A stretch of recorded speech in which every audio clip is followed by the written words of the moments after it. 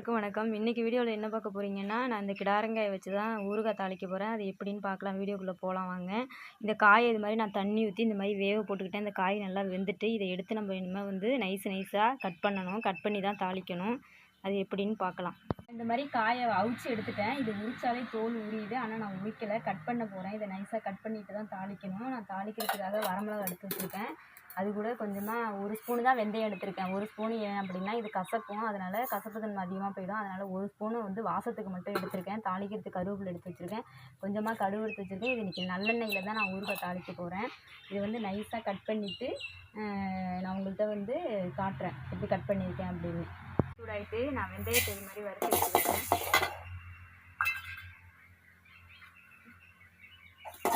லேசாக வறுத்தா போதும், எண்ணெயெல்லாம் ஊற்றலை, சும்மா லேசாக தான் வறுக்கிறேன். ப்ரௌன் கலர் வந்துச்சு. எண்ணெய் சட்டி சூடாகிட்டு நான் கொஞ்சமாக நல்லெண்ணெய் சேர்த்துக்கிறேன் வரமிளகாய் வறுக்கிறதுக்கு.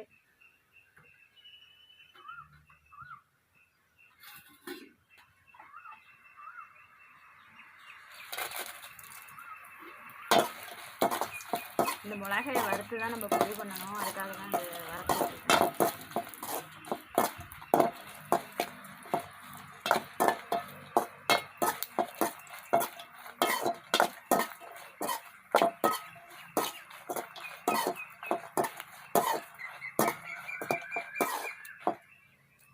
எண்ணெய் சூடாகிட்டு 1 ஸ்பூன் கடுகு சேர்த்துக்கிறேன். அது கூட கொஞ்சமாக பெருங்காயம் சேர்த்துக்கிறேன்.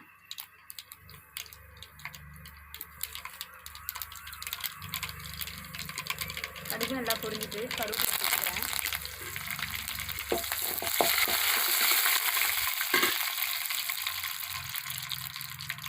இப்போ இது கூட இந்த மாதிரி கிடாரங்காயை வந்து நான் நைஸாக இந்த மாதிரி அரிஞ்சு வச்சுட்டேன். இதை வந்து இது கூட நான் இப்போ சேர்த்துக்கிறேன்.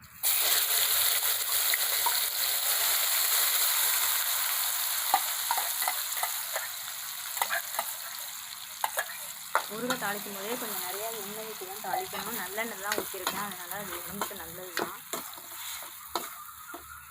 ஏன்னா காய் ஏற்கனவே வேக வச்சுட்டேன், ரொம்ப நாள் வேக வேண்டியதில்லை.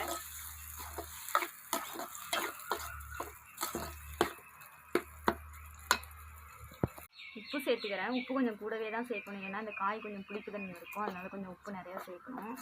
இப்போ வெந்துட்டு இருக்கட்டும். நம்ம அதுக்குள்ளே மிளகா வெந்தயம்லாம் பொடி பண்ணி வச்சுருக்கோம், அதை அரைச்சிட்டு வந்துடலாம். பொடி பண்ணிக்கிறதுக்கு வந்து நான் வெந்தயத்தை சேர்த்துக்கிறேன். அது கூட நான் வறுத்து வச்சுருக்க மிளகாயும் சேர்த்துக்கிறேன். இதை சேர்த்து தான் நம்ம அரைக்கணும், அரைச்சி பொடி பண்ணி அதை சேர்த்துக்கணும்.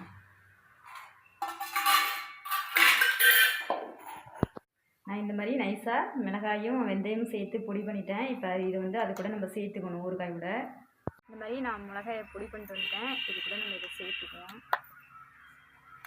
இதை சேர்த்து நம்ம கிளறி விட்டு ஒரு பாட்டில், கண்ணாடி பாட்டில் அடைச்சி வச்சிட்டோம் அப்படின்னா 1 மாதத்துக்கு கூட வீணாக போகாது, அப்படியே இருக்கும். ஏன்னா ஊறுகாய் தாளிக்கும் போது நல்லெண்ணெய் ஊற்றி ஊறுகாய் தாளிங்க.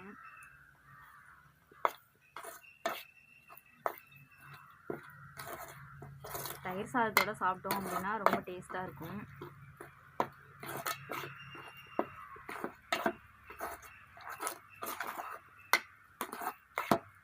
சூப்பராக இருந்துச்சு.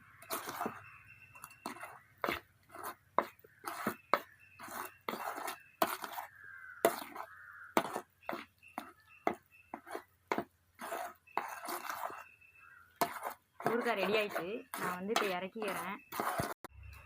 நான் ஊறுகாய் தாளிச்சது மாதிரியே நீங்களும் ஊறுகாய் தாளிச்சு பாருங்கள். தாளிச்சு பார்த்துட்டு எப்படி இருந்தது அப்படின்னு கமெண்ட்டில் சொல்லுங்கள். இந்த வீடியோ பிடிச்சிருந்தா லைக் பண்ணுங்கள், ஷேர் பண்ணுங்கள், சப்ஸ்கிரைப் பண்ணுங்கள், பக்கத்தில் உள்ள பெல் பட்டனை கிளிக் பண்ணுங்கள்.